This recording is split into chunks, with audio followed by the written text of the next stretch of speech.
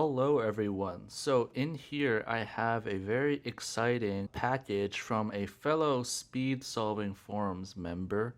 In here should be some GAN cubes, and I'm really looking forward to some of the puzzles in here that you'll get to see. Without any further ado, let's get into this package.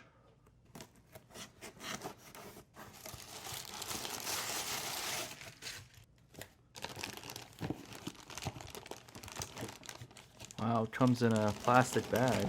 So first for this unboxing, I have this Meilong Macaron, or Macaroon. I think that's Macaron.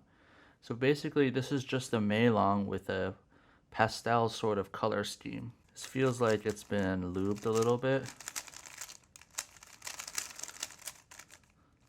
Anyway, this is a very nice looking, pretty cheap puzzle.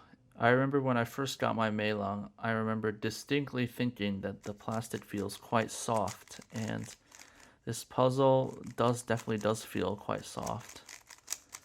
It reminds me sort of like a marshmallow or something, just the colors and how incredibly soft the plastic feels.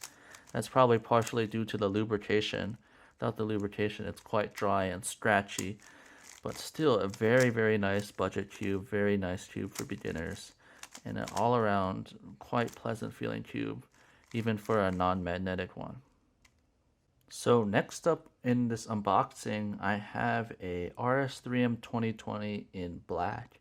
Now if you guys follow my channel, you will know that I do have RS3M 2020 in stickerless, but I wanted to get one in black to see if it was any different. Also, I think the black look is pretty clean. For comparison, I have over here an RS3M, the original one, not 2020. They look pretty similar. The blue is maybe a little bit different. Can't tell if the green is different. It does look slightly different. I don't think these stickers have been replaced. Maybe they have. I don't think so. Maybe the colors are just slightly different. But let's see how this performs.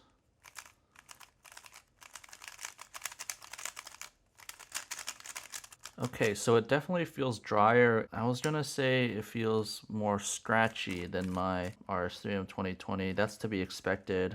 I don't think this was lubed, or if it was lubed, it was probably lubed pretty minimally.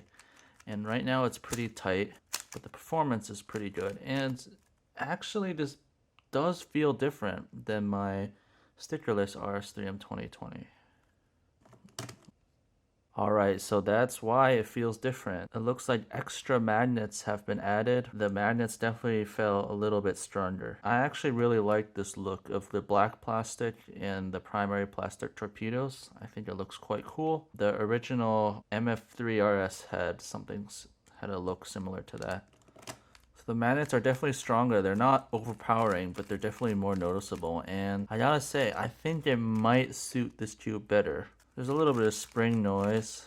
It's alright. Other than that, it's just our standard RS3M 2020. I think now that I'm feeling the extra magnets, I think it really improves the feel of the cube. Although it is down to personal preference.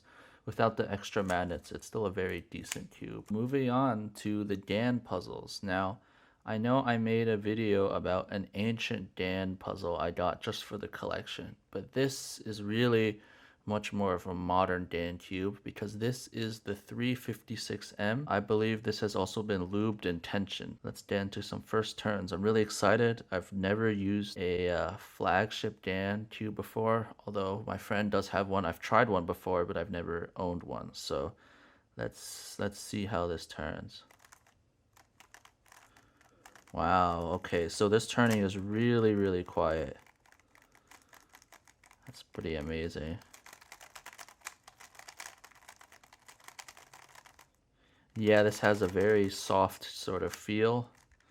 Soft plastic. I really love this classic GAN stickerless look with the stickerless colors and then the black internals, and then you can also see there's magnet capsules visible. I'm not sure if you can change these. The magnet strength feels perfectly fine to me. But this puzzle is really, really quiet. Wow. This might even be quieter than my Tengen right now. I think some people complain about GAN cubes, how they have a matte surface. But since this cube is used, it feels like plastic has smoothed out. So as you can see, it's a lot more shiny now and it feels a lot more grippy. So I have no complaints about that. And I don't really mind matte plastic either. This puzzle feels really smooth. Let's test out some corner cutting. Okay. Well, the small reverse corner cuts are really good. And then the forward cutting's fine. There's a little bit of area where it doesn't cut, but this cube is also moderately tight, I would say. I'm gonna try to get a cap off. Let's see if I can do that. So these caps are very secure, and in here there is green GS nuts, I think. I'm not really familiar with the GAN system. You know what, I gotta say, it's easy to make fun of GAN for their pretty expensive cubes, and yes, they are expensive, but I believe the GAN 356M is a lot cheaper, and if you want a cube that has that GAN feel, this totally feels like the GAN X my friend had that I tried. Just very satisfying, soft, and quiet to turn, and I guess if you can really turn fast, there's a little bit of maybe clackiness, not really clackiness, but I think the sound of this is just so nice. This is a really nice cube. So I'll definitely be playing with this puzzle a lot. And last but not least, I have the GAN 356X. Now this is a pretty old flagship cube by today's standards, and this is probably all old news to you, but I've never really gone to try these flagship GAN cubes, which the X definitely was a flagship. And this is also in black plastic, as you can see. So here goes some first turns.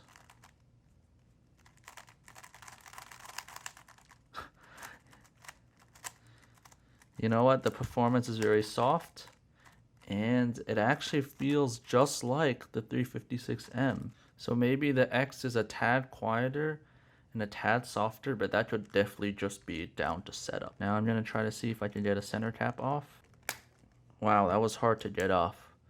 But here we have, I believe this is called the numerical IPG V5 system. I don't really feel a need to mess with this. I think the tensions feel perfectly fine.